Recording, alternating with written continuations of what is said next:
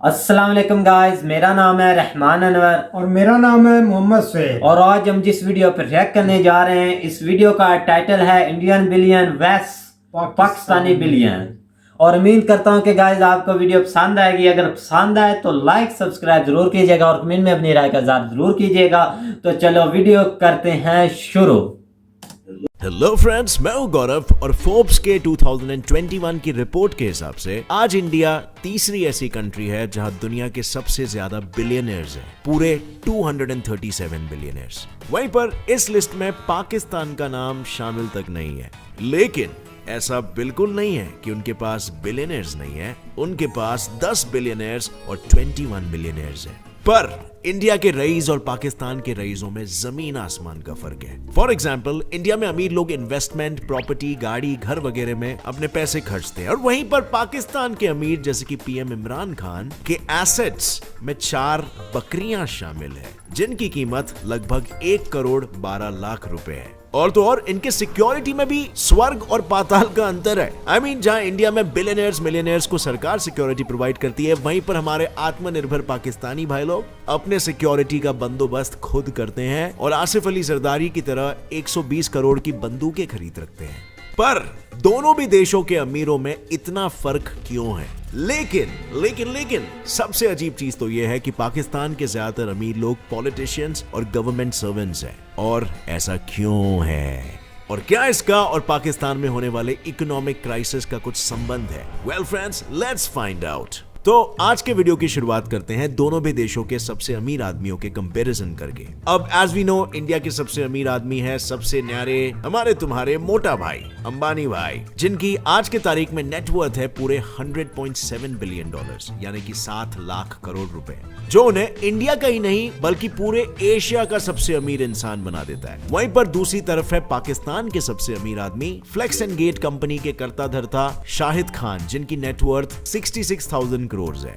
अब जहां पर अंबानी दुनिया के 10th सबसे रिचेस्ट आदमी है, वहीं पर शाहिद खान आराम से बैठे हैं 308 नंबर की कुर्सी पर। और इससे ये बात तो जाहिर है अंबानी बड़ी आसानी से शाहिद खान से पैसों के मामले में तो जीत जाएंगे। लेकिन क्या शाहिद खान की लाइफस्टाइल अंबानी की लाइफस्टाइल को टक्कर दे सकती है? चलिए जानते हैं। इसमें सबसे पहले तो ये देखेंगे कि कौन कितना पैसा कहां उड़ाता है। यहाँ पहले तो हम बात करेंगे गाड़ियों की। अब जैसे कि हर अमीर इंसान को बड़ी बड़ी गाड़ियां खरीदने का बड़ा शौक होता है, वैसे ही हमारे शाहिद मियां को भी है, जिन्होंने अपने शौक के चलते अपने कलेक्शन में संभाल रखी है 1 करोड़ की एस्टन मार्टिन, 11 करोड़ की पगानी हुएरा और 33 करोड़ की लैम्बोर्गिनी वेनिनो। लेकिन रुको जरा, ये लिस्ट यहीं पर खत्म नहीं होती। इसमें 2011 की लेयरजेट और 2013 की बम्बार्डियर भी शामिल है। पर ध्यान रहे, उन्होंने अब तक अपना पूरा कलेक्शन पब्लिक के सामने नहीं रखा। लेकिन हमारे मोटा भाई को कम बिल्कुल भी मत समझना। जहां लोगों के पास 6 गाड़ियां नहीं होती है, वहीं पर मोटा भाई के पास गाड़ियां रखने के लिए 6 फ्लोर्स है। जी हाँ, सही सुना, 6 फ्लोर्स, जिसमें 168 बड़ी से बड़ी महंगी गाड़ियां पार्क की हुई है। इस कलेक्शन के कुछ स्पेशल मेंशंस है उनकी Rolls Royce Cullinan, Bentley Bentayga और सबसे valuable German customised armoured BMW 760i। इसकी कीमत ही केवल 10.5 करोड़ रुपीस है। अब यहाँ आई थिंक साफ साफ दिख रहा होगा कि इस राउंड के विजेता कौन है। तो चलिए अब बढ़ते हैं अगले राउंड पे, जो है उनके यॉट्स। अब अमीर इंसान के लिए ना गाड़ियां कुछ भी नहीं होती है। अल्टीमेट लग्जरी कहीं पे मिलती है तो वो है यॉट्स में। शाहिद खान के पास है एक 312 फीट लंबा एक सुपर यॉट जिसका नाम है किस्मत, जिसके अंदर जो आप बोलो वो चीजें शामिल है। Swimming pool check, gym check, barbecue area check, movie theatre check, helipad वो भी चेक। और ये सब आपको मिलेगा 1.5 करोड़ रुपीस में। वहीं पर अगर हम अंबानी भैया के यॉट की बात करें तो ये भी फुल हाईटेक है। इस 58 मीटर्स लंबे यॉट पे सोलर ग्लास रूफ है, 3 अलग अलग डेक्स है जो पियानो बार, लाउंज और डाइनिंग एरिया और रीडिंग रूम जैसी कई फैसिलिटीज प्रोवाइड करता है। और वैसे तो इस यॉट की प्राइस कभी रिवील नहीं की गई है, लेकिन हमारे खुफिया सूत्रों के हिसाब से इसकी कीमत लगभग 600 करोड़ रुपए है। यानी इस राउंड में किस्मत ने शाहिद भाई का अच्छा खासा साथ दिया। अब फ्रेंड्स, सबसे पहले मुझे ये बताओ कि आप इस चैनल पर क्यों हो? क्योंकि आप एक क्यूरियस इंसान हो जो अपने आप को अपडेटेड रखना चाहते हो रियलिटी के साथ। और ये काफी इंपॉर्टेंट भी है कि अपने आप को हम अपडेटेड रखें, specially when it comes to investment and stock market, even startups, business news around the world. यही सोच रहे हो ना कि अपडेटेड कैसे रखा जा सके? वेल, मैं एक वन स्टॉप सोल्यूशन बताऊंगा जो बहुत ही लाइट, सिंपल और रियल टाइम न्यूज के द्वारा आपको अपडेटेड रखेगा, जिसका नाम है कन्वे।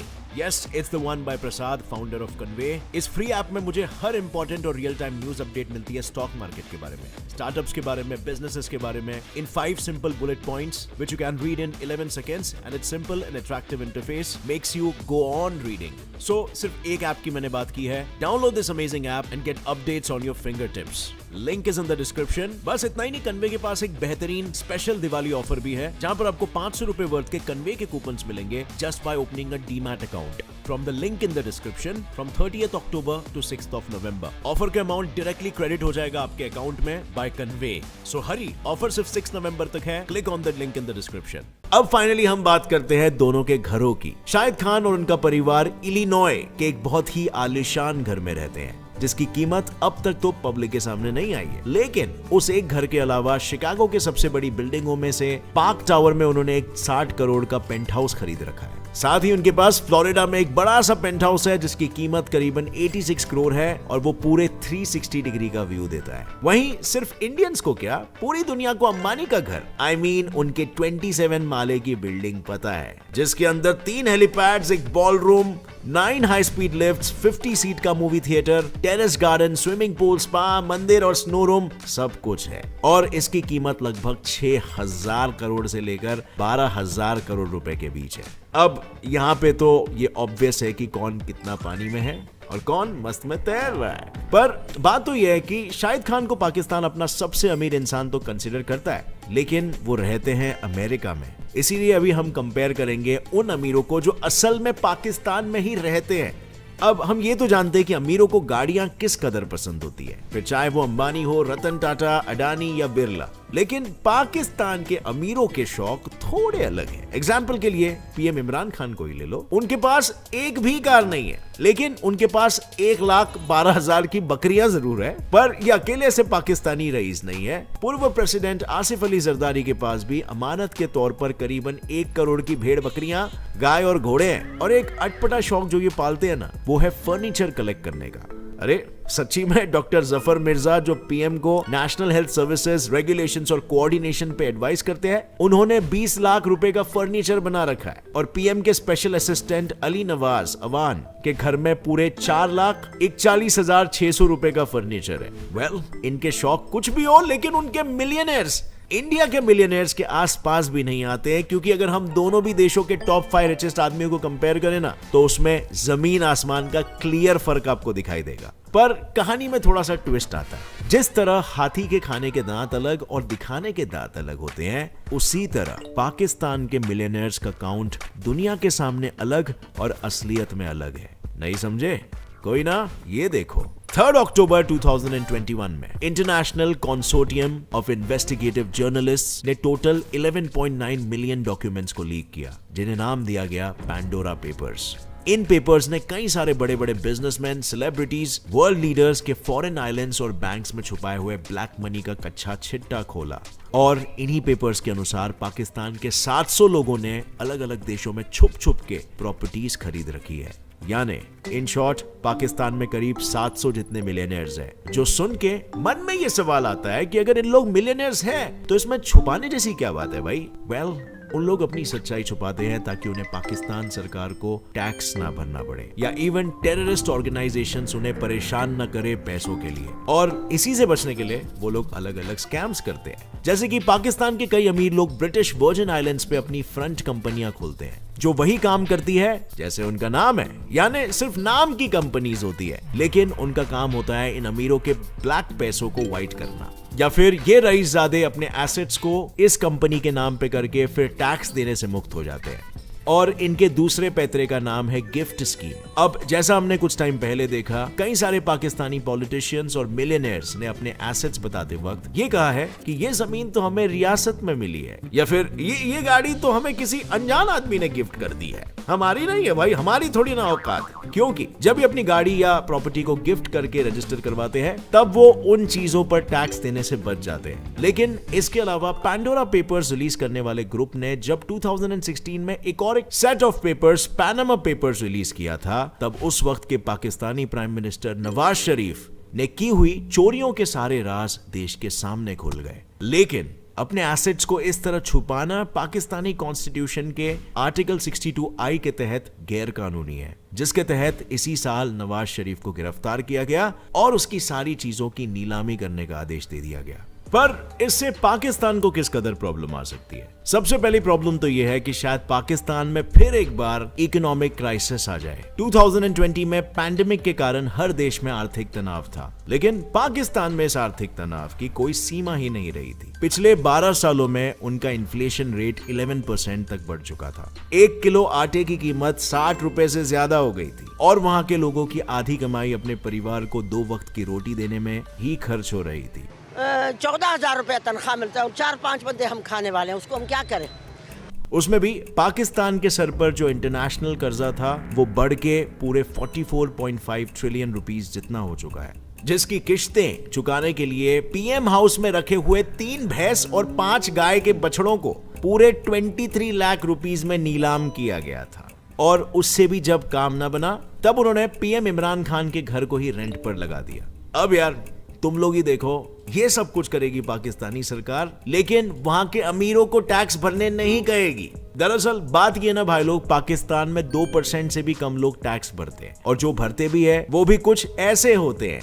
मतलब 3.2 बिलियन की प्रॉपर्टी होने के बावजूद सिर्फ 3,000 रुपए टैक्स। बट अब तुम लोग बोलोगे यार पाकिस्तानी सरकार क्यों नहीं लेती अपने देश के एलिट क्लास से टैक्स? वेल, वो इसीलिए क्योंकि इस एलिट क्लास में खुद सरकार भी शामिल है। मेरा मतलब है सरकार चलाने वाले लोग। यानी 2020 में हुए वीट और शुगर क्राइसिस पे जब पाकिस्तान के नेशनल अकाउंटेबिलिटी ब्यूरो (NBA) ने इस साल छानबीन की, तब उन्होंने देखा कि ये सारे शॉर्टेजेस आर्टिफिशियली क्रिएट किए गए थे ताकि प्राइसेस को बढ़ा सके। उसके कारण शुगर मिल के ओनर्स को पूरे 3,000 करोड़ का प्रॉफिट हुआ था और इन प्रॉफिट मेकर्स में कई बड़े नाम भी शामिल थे, जैसे कि इमरान खान के खुद के पार्टी के सेक्रेटरी जनरल जहांगीर तरीन।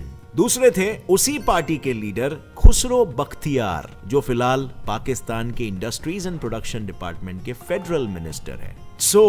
ये सबूत क्या दर्शा रहे हैं भाई? दुनिया को दिखाने के लिए बेचा क्या जा रहा है और पैसे आ कहां से रहे हैं। लेकिन चीजें अगर सुधरी नहीं ना तो वो ले आएंगे हमें दूसरे प्रॉब्लम्स पे, जो है पॉलिटिकल इंस्टेबिलिटी। जब पैनामा पेपर्स लीक हुए थे तब इमरान खान ने नवाज शरीफ और उनकी सरकार के खिलाफ काफी आवाजें उठाई थी। उनके घर के बाहर बैठ के नवाज शरीफ को रेजिग्नेशन देने के लिए मजबूर किया था। और जब इमरान खान इलेक्शंस जीते थे तब उन्होंने अपनी स्पीच में कहा था कि जो भी कानून तोड़ेगा हम उसके खिलाफ सख्त से सख्त एक्शन लेंगे और अकाउंटेबिलिटी मुझसे शुरू होगी और फिर मेरे मंत्रियों से और फिर यहां से वो आगे कंटिन्यू होगी। लेकिन पैंडोरा पेपर्स जब लीक हुए थे तब उसने इमरान खान के सारे मंत्रियों का पर्दाफाश कर दिया। उनके आधे मंत्रियों ने तो यूके, यूएस और दुबई जैसे देशों के ग्रीन कार्ड्स ले रखे हैं और कईयों ने तो ब्रिटिश वर्जिन आइलैंड्स में फ्रंट कंपनीज खोल रखी है, जिसके थ्रू वो करोड़ों का ब्लैक मनी छुपा रहे हैं। अब ऐसे में ऑब्वियस है कि उनकी ऑपोजिशन पार्टी भी उनके खिलाफ उसी तरह आवाज उठा रही है जिस तरह इमरान खान ने नवाज शरीफ के खिलाफ उठाई थी। और ये सबके बीच में कट किसका रहा है? पब्लिक का। दरअसल पाकिस्तान का ये फॉल्टी टैक्सेशन सिस्टम ही वो चीज है जो पाकिस्तान की इकोनॉमी को ग्रो होने नहीं देता, क्योंकि पाकिस्तान का एज अ कंट्री एक्सपेंडिचर काफी ज्यादा है, लेकिन टैक्सेस ना आने के कारण सरकार उतना रेवेन्यू जनरेट नहीं कर पाती कि वो अपने खर्चे उठा सके। इसीलिए पाकिस्तान की सरकार देश को चलाने के लिए हमेशा फॉरेन एड्स और इंटरनेशनल लोन्स पे ही डिपेंडेंट रहती है। लेकिन अगर पाकिस्तान अपने टैक्सेशन सिस्टम को सुधारे तो शायद फ्यूचर में चीजें उनके लिए बेहतर हो सकती है, क्योंकि यूनाइटेड नेशंस के FACTI पैनल पाकिस्तान के मिलियनेयर्स ने जो पैसे चुरा के फॉरेन के टैक्स हेवंस या अपने इलीगल पैसों को गोडाउन में जमा किया है, उसका टोटल वैल्यू पूरे 7 ट्रिलियन यानी 5 करोड़ रुपए है। That is mind blowing.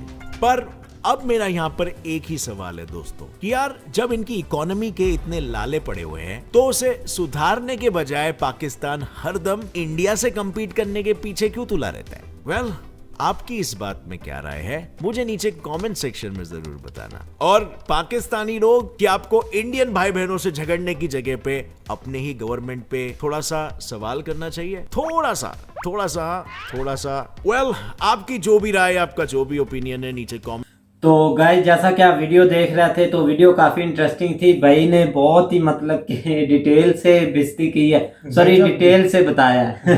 गजब बिस्ती। अच्छा गजब बेइज्जती थी किसकी? इमरान खान के। अच्छा छोड़ो, इमरान खान किसकी की नहीं भी भाई, शाहरुख खान की भाई।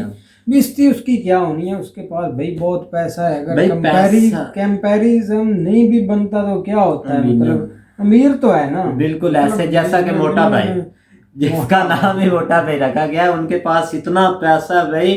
वो बता रहे थे कि गाड़ियां उनसे एक से एक बढ़कर लेकिन है। आपने ये बात जजमेंट की है कि जो आदमी के पास पैसा होता है ना, मतलब सादगी से रहता है। बिल्कुल जैसा है। कि इधर से आप देख लें, दूसरे नंबर पर हमारा मतलब बिलियन में आता है अनवर परवेज।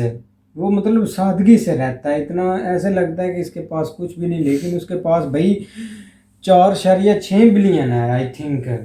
तो बहुत इतना बड़ी पैसा रकम भाई, है। बहुत रकम है बिल्कुल ऐसे। और इस लिहाज से हम उनको मोटा भाई बोलते हैं। वो मतलब कि वो इंडिया के भाई, मैं एक आपको बात बताता हूँ, ये जो हमारे जो बिलियंस है ना, ठीक है, वो मैं यही समझता हूँ कि जो 2-3 है या मिलियन है, मिलियनर वो भी 20 है ना, तो उनमें से जो है सब जो है पॉलिटिक्स में है, ठीक है ना, जितने भी हैं।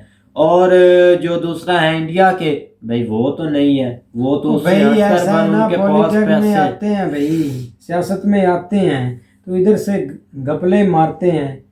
सही बात है ना, टैक्स तो हमारी भाई आवाम देती है, हम भी टैक्स देते हैं, लेकिन आगे से भाई घपले मारते हैं और बाहर जाकर पैसा छुपा देते हैं, छुपा और फिर देते हैं भाई। कर्जा वो लेकर मुल्क चलाते हैं और मुल्क की इंसल्ट भी कराते हैं। बिल्कुल ऐसे। वो अब्रॉड में इनने भाई पता है क्या किया होता है, जब इनने पैसा कन्वर्ट करना होता है ना, मतलब बाहर भेजना होता है, वहां पे कोई कंपनी ऐसे ही खड़ी कर दी, जैसा एक वहां पे कोई छोटी सी छत बस खड़ी कर ली, 4 दीवारी ऊपर छत डाल दी, लो जी ये हमारी कंपनी है, वहां पे हम ये काम करना चाहते हैं, इतने पैसे वहां भेजे, कंपनी दूसरे तीसरे दिन खत्म, पैसे वहां पे कन्वर्ट हो गए, वहां पे जी वो वाइट मनी होगी।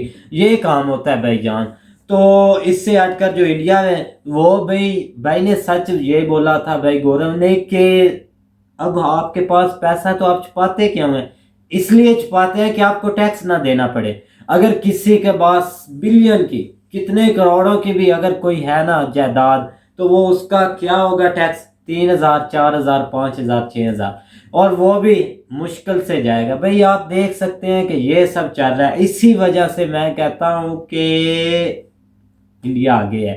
इंडिया आगे ऐसे आप भाई टैक्स जहांगीर देते तरीन हैं। भाई देख लें, जब उसने भाई चीनी का मतलब पड़ा था रफड़ ही समझ लें, बिल्कुल तो ऐसे भाई ही। वो पैसे लेकर भाग गया, इतना पैसा लेकर भाग गया कि सारी जिंदगी अब सुकून से गुजार सकता है। लेकिन जब बात कुछ ठंडी हुई तो फिर वापस आ गया, फिर घपला मारेगा भाई, कोई पूछताछ नहीं उससे कर रहा। बिल्कुल ऐसे ना, ऐसे इन बातों से आप समझे ना कि इतना इंडिया डैम्प आगे निकल रहा है डैम्प भाई। के लिए इतना पैसा दिया था, आप कोई नाम लेता है डैम्प डूम्प का? पता नहीं वो कहाँ भाई।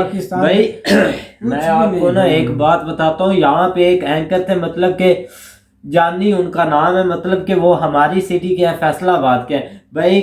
उन्होंने पता है मार्केट में जाके एक एक दुकान से सबको बोलता था भाई डैम बनना है, वहां पे पैसे भेजने हैं, अगर आपके पास 10, 20, 50, 100, 1000 जितने पैसे आप दो भाई। वो मतलब प्रोग्राम भी करता था, पैसे भी लेता था, और सब वो जाके सब जमा करवाता पाकिस्तानी था। ने दिए भाई, वो तो बात पूरे पाकिस्तान ने दिए भाई, पता नहीं कहाँ गया वो डैम्प बनना था। हम तो बहुत खुश थे भाई डैम्प बनेगा, कोई चीज बनेगी, लेकिन वो पता नहीं डैम्प कहाँ चला गया और कहाँ नहीं, हमें तो पता ही नहीं। उस वक्त ही डैम्प का नाम सुनते थे।